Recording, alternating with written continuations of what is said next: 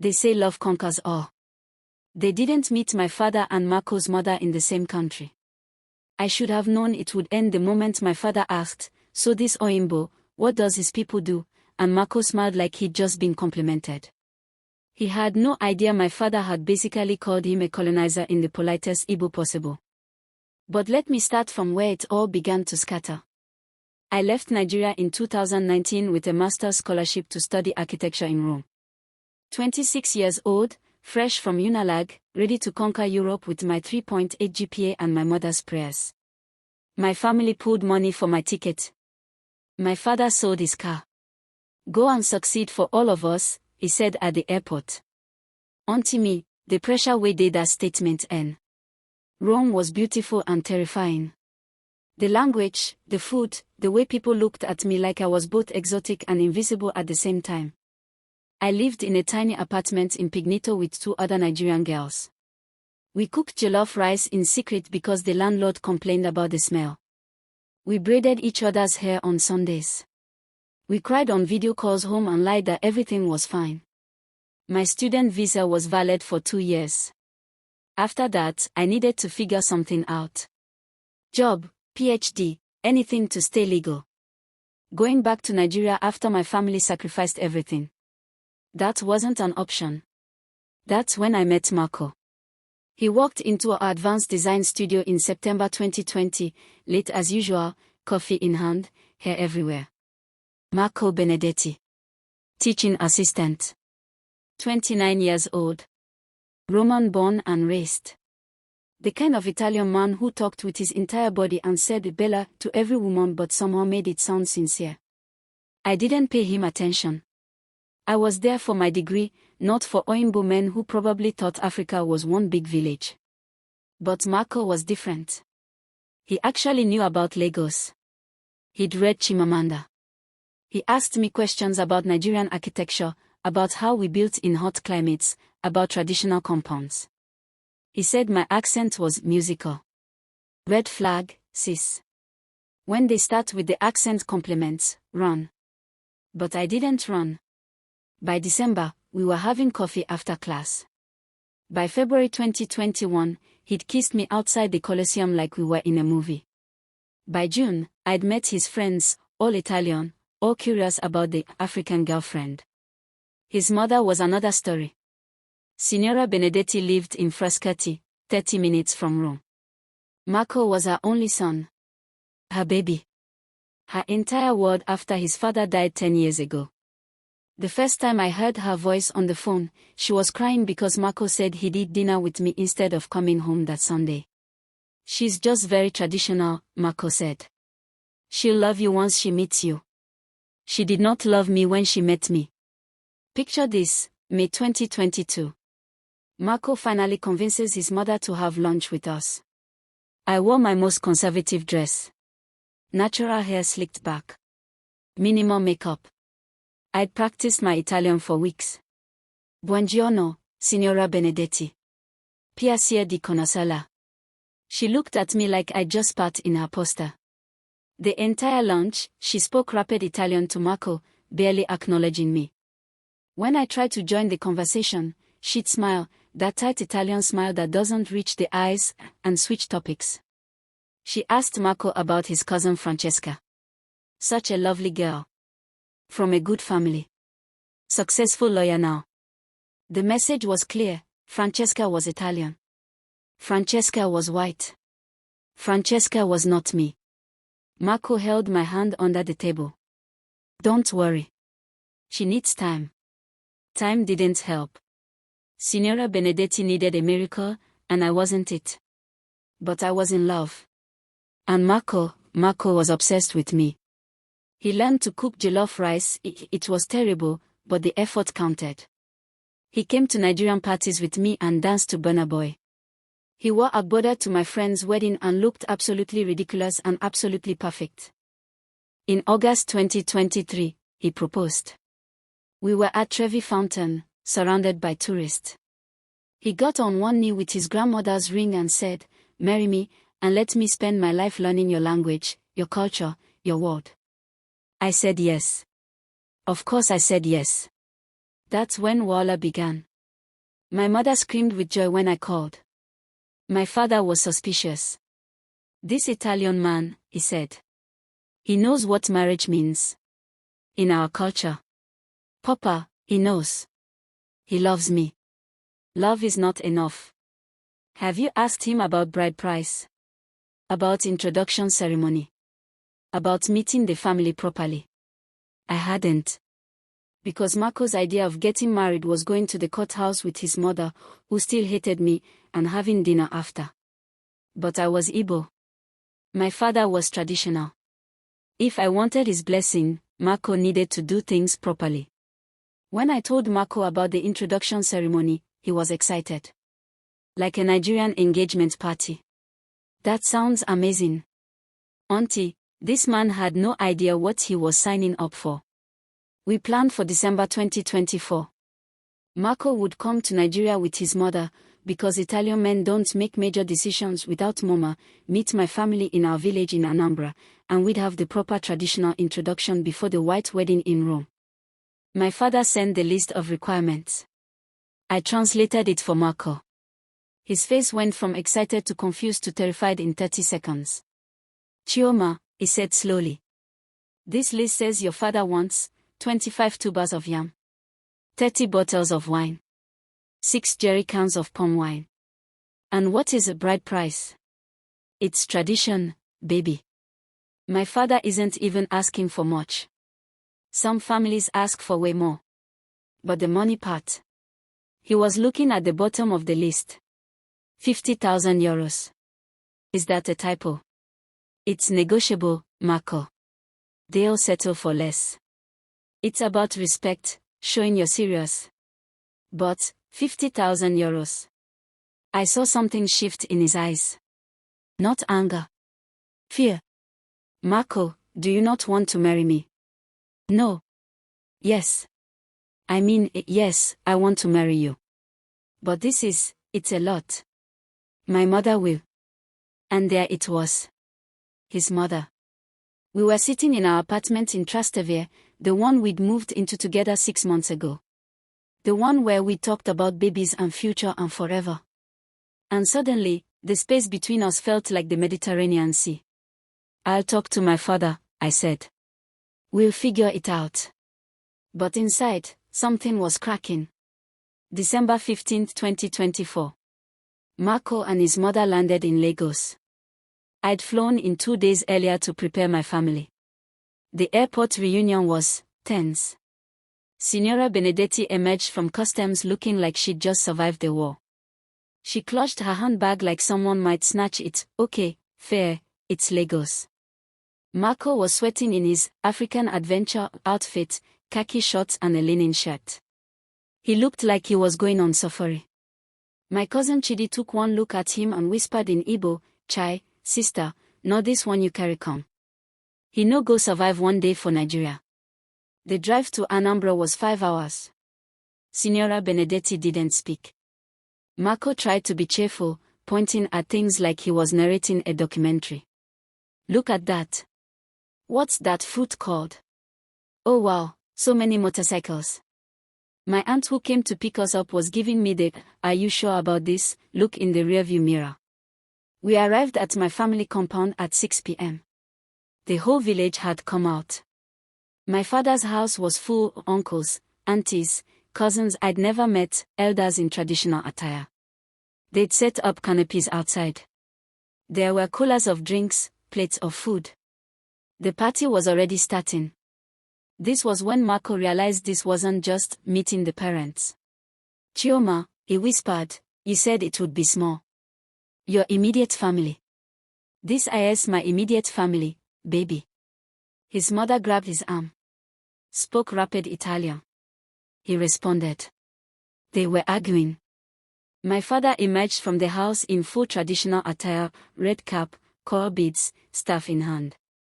He looked like a king. He basically was one in this context.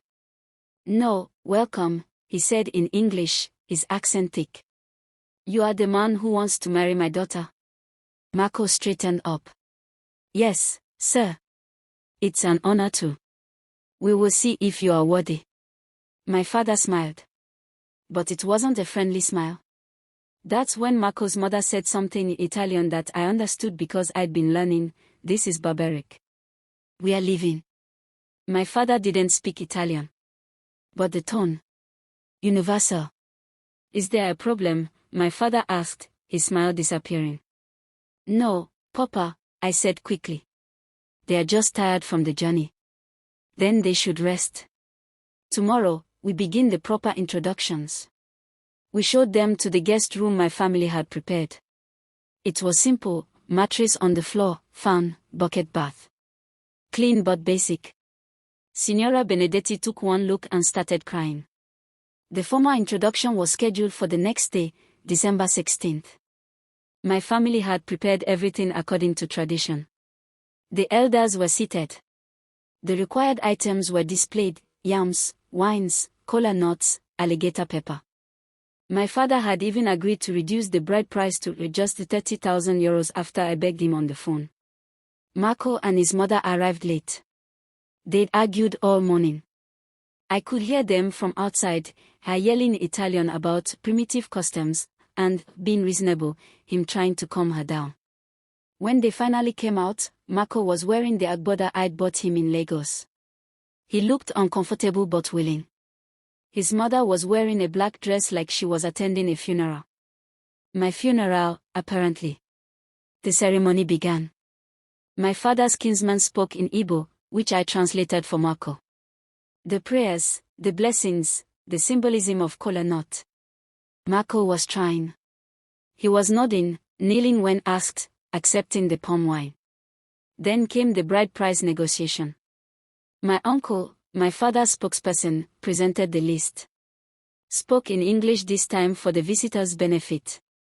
Yams, drinks, cloth, livestock, and yes, the monetary component. €30,000, my uncle said.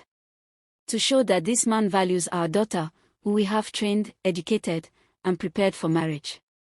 Marco's mother stood up. This is extortion, she said in English, her Italian accent sharp. You are selling your daughter like livestock. This is not marriage. This is business. The compound went silent. My father's face. I've never seen him so angry. He stood up slowly. When my father stands up during a meeting, the entire village pays attention. Madam, he said, his voice deadly calm. In your country, you do things your way. In my country, we do things our way. My daughter is not for sale. But the man who wants to marry her must prove he can take care of her. That he respects where she comes from. That he respects me. Respect. Signora Benedetti's voice was rising. You want €30,000 for respect. My son works hard for his money. We are not rich people. This is... Mama, please, Marco said, grabbing her arm. But she wasn't done. You people think because we are white, we have money to throw away. You think you can trap my son with your daughter Anne? Enough.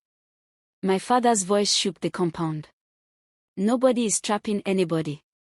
Your son came to my house to ask for my daughter's hand. I told him the requirements. If he cannot meet them, if he cannot respect our ways, then there is nothing to discuss. My daughter will not marry into a family that calls our traditions extortion. I was frozen. This wasn't happening. This couldn't be happening. Marco turned to me.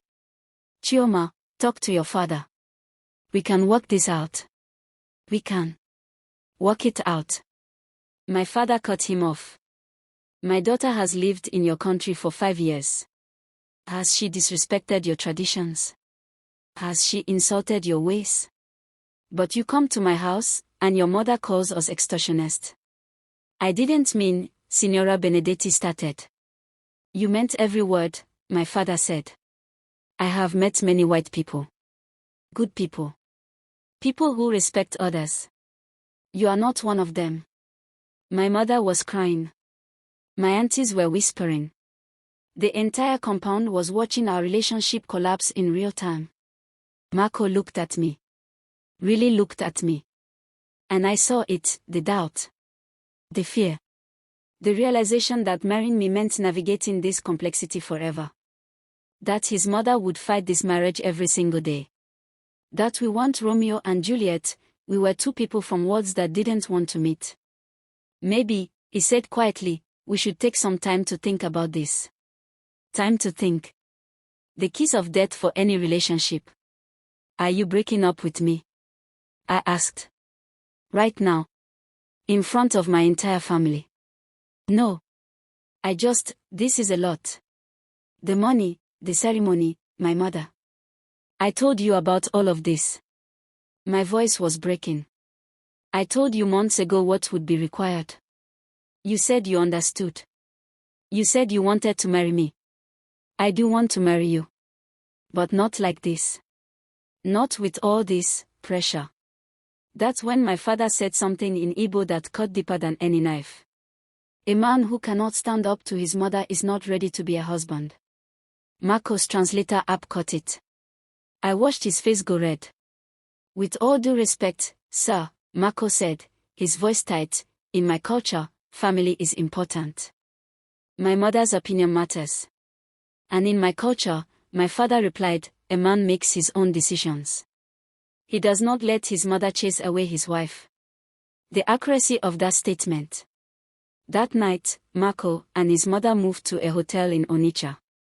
To have space, he said. To think clearly. I didn't sleep. I kept replaying the ceremony. The humiliation. My father's face. Marco's hesitation. At 3 a.m., Marco's laptop was still logged into our shared email account. I wasn't trying to snoop. But the notification popped up on my phone. Flight confirmation, Lagos to Rome, December 18th. 2 passengers. One-way tickets. He'd booked them that evening. While I was crying in my room, he was planning his escape. I called him. He answered on the first ring. You're leaving, I said. Not a question. Silence. Marco. You're leaving. Chioma, I need to go home. To think. To talk to my mother without all the pressure. You mean without me? That's not fair. What's not fair is booking a flight home without telling me. What's not fair is letting your mother disrespect my family. What's not fair is proposing with your grandmother's ring and then running away when things get real. This isn't running away.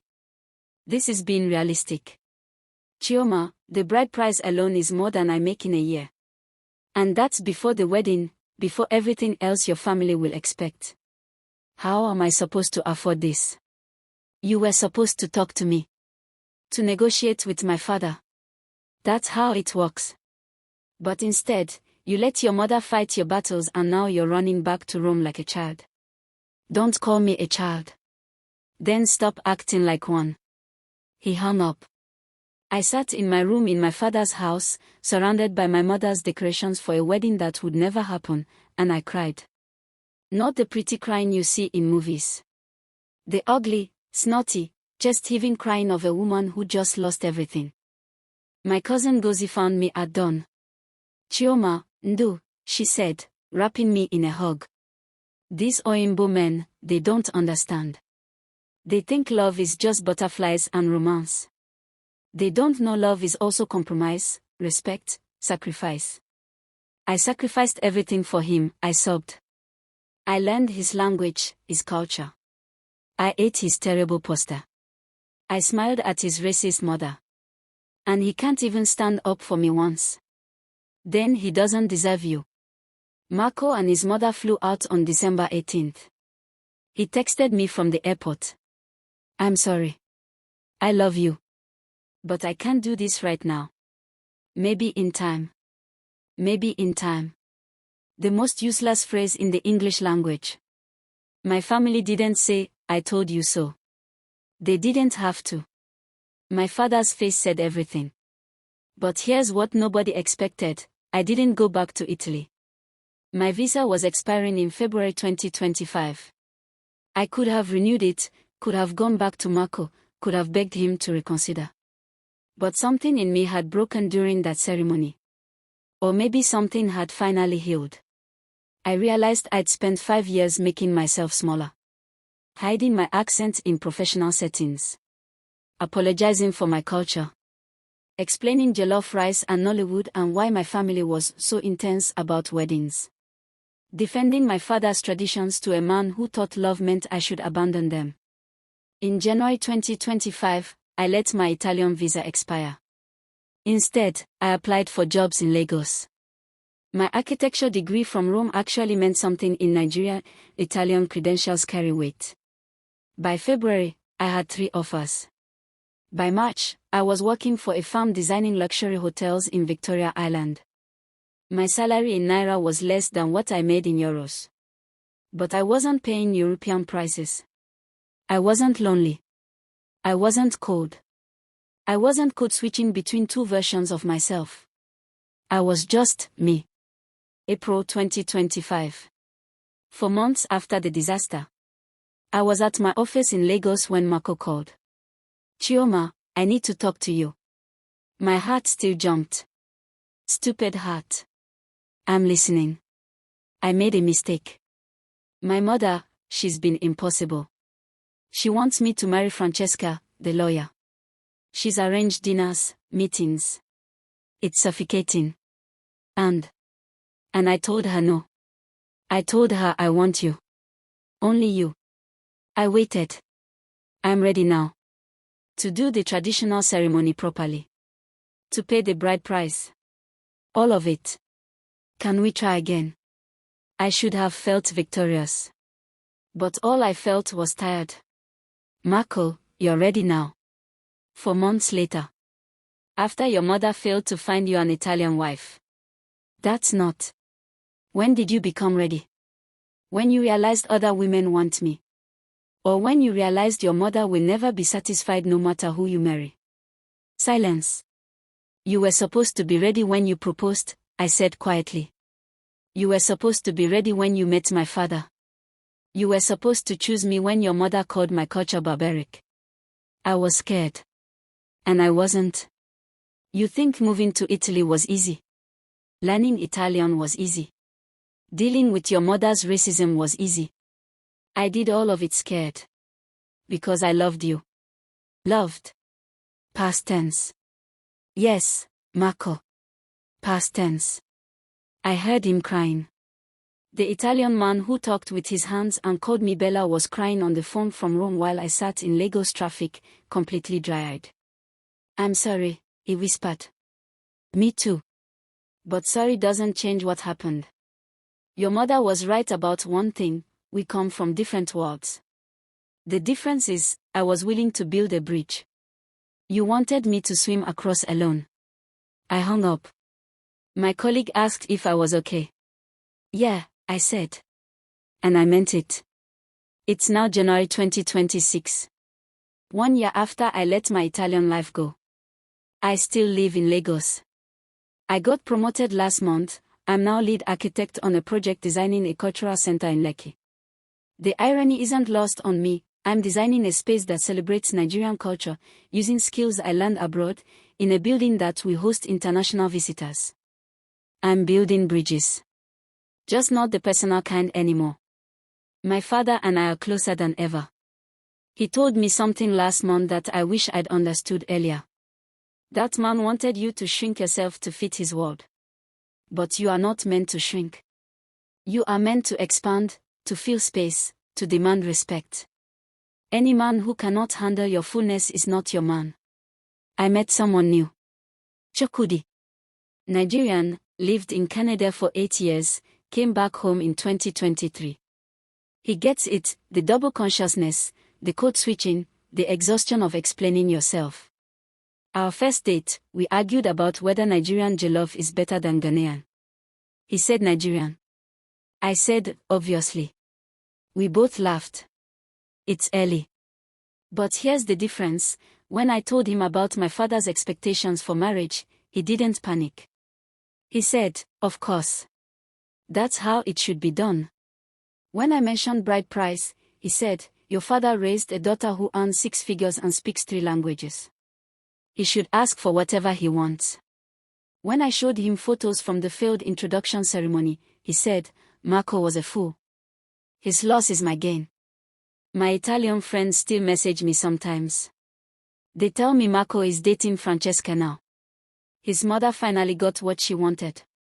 I don't feel victorious. I just feel free. Someone asked me last week if I regret going to Italy. If I regret Marco. The honest answer: no. Italy taught me I could survive anywhere. Marco taught me what I will never settle for again. That disaster of an introduction ceremony taught me something my father tried to tell me all along.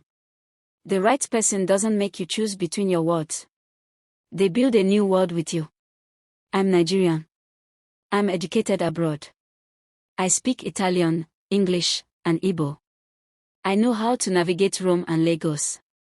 I'm not too Nigerian for Oyinbo and not too Oyinbo for Nigerians. I'm just me. Finally, completely, unapologetically me. And any man who can't handle that can catch a one-way flight back to wherever he came from. So let me ask you something: if you were in my position, would you have gone back to Italy or stayed in Nigeria? Would you have given Marco a second chance when he called 4 months later, or would you have done exactly what I did? And for those of you in cross-cultural relationships, or thinking about getting into one, how did your families handle it? Did you have to choose between love and culture, or did you find someone who respected both? Because I'm telling you now, the struggle is real, and I want to hear your stories. Drop your thoughts in the comments. Have you ever had to choose between your partner and your family's traditions? How did you handle the pressure from both sides? And be honest, do you think I was wrong to let my visa expire and walk away from Marco? Let's talk about it. Because this diaspora life, it's complicated. And maybe your story can help someone else figure out their own path.